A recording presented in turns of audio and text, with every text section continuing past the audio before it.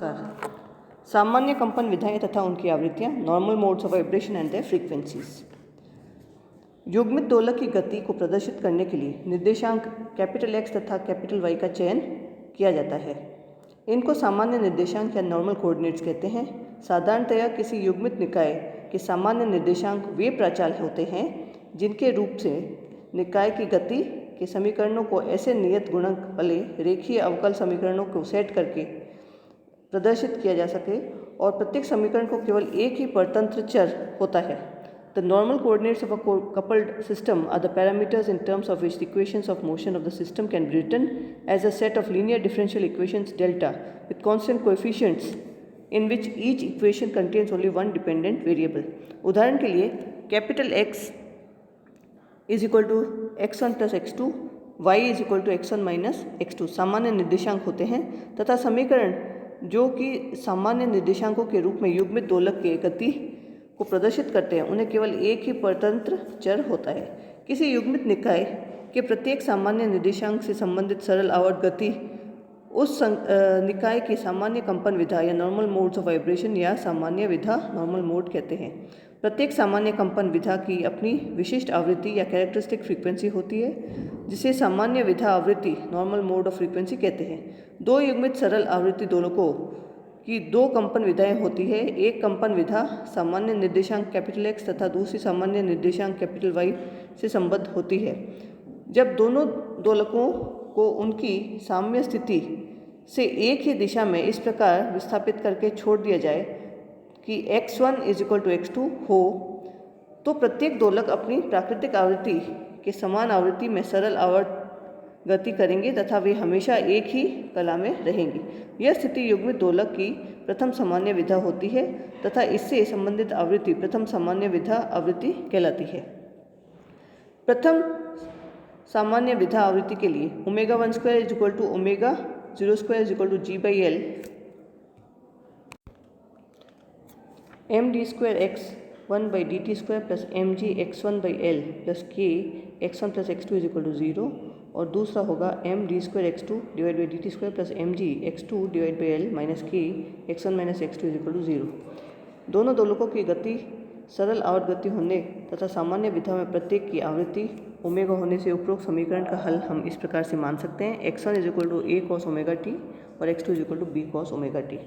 x1 में x2 का मान गति समीकरणों को रखने पर minus m omega square a plus mg by L a plus k a minus b cos omega t equal to 0 minus m omega square b plus mg by L b minus k a minus b equal to 0 cos omega t।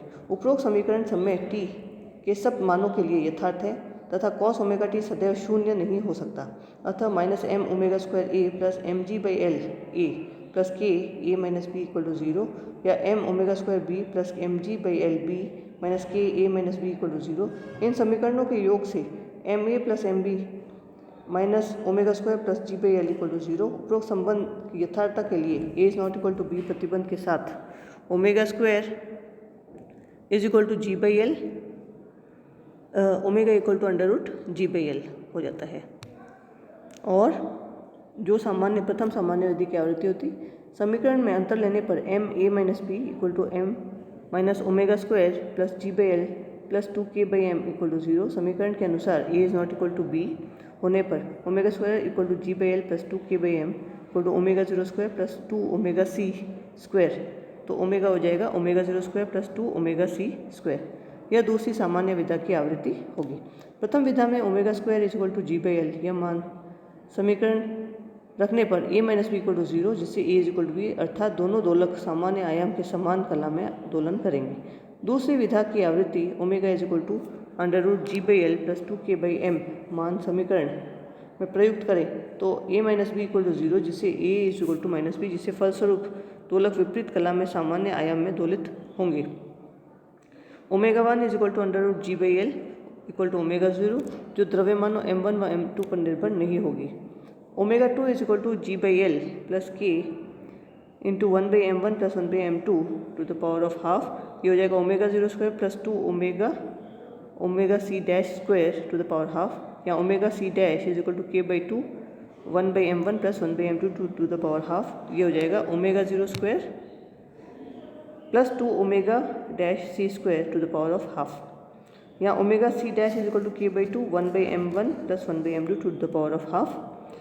जब omega equal to omega 1 लेकिन omega is not equal to omega 2, समीकरण से a minus b omega square with a minus sign plus g/l plus k/m1 plus k/m2 is equal to 0, परंतु दूसरा पद शून्य नहीं होता है, अतः a minus b is equal to 0 या a is equal to b, x1/x2 is equal to a/b is equal to 1। द्वितीय विधा के लिए ओमेगा इक्वल टू ओमेगा 2 परंतु omega is not equal to omega 1, तो समीकरण से m1a plus m2b minus omega square plus g/l equal to 0, परंतु दूसरे पद शून्य नहीं है, अतः m1a plus m2b is equal to 0, x1/x2 is equal to a/b is equal to minus m2/m1। सामान्य द्रव्यमान के दोलकों के लिए इस प्रकार प्रथम विधा में a is equal to b is equal to a, x1 is equal to a cos omega 1t, x2 is equal to a cos omega 1t। द्वितीय विधा में a is equal to minus b equal to a, x2 is equal to a cos omega 2t, x2 is equal to minus a cos omega 2t। अध्यारोपण के व्यापक हल इस प्रकार से होंगे, x1 is equal to a cos omega 1t plus a cos omega 2t, x2 is equal to a cos omega 2t minus a cos omega 2t। उपरोक्त समीकरण में प्रारंभिक कलन नियतांक सरलता के लिए शून्य नहीं होता है। धन्यवाद।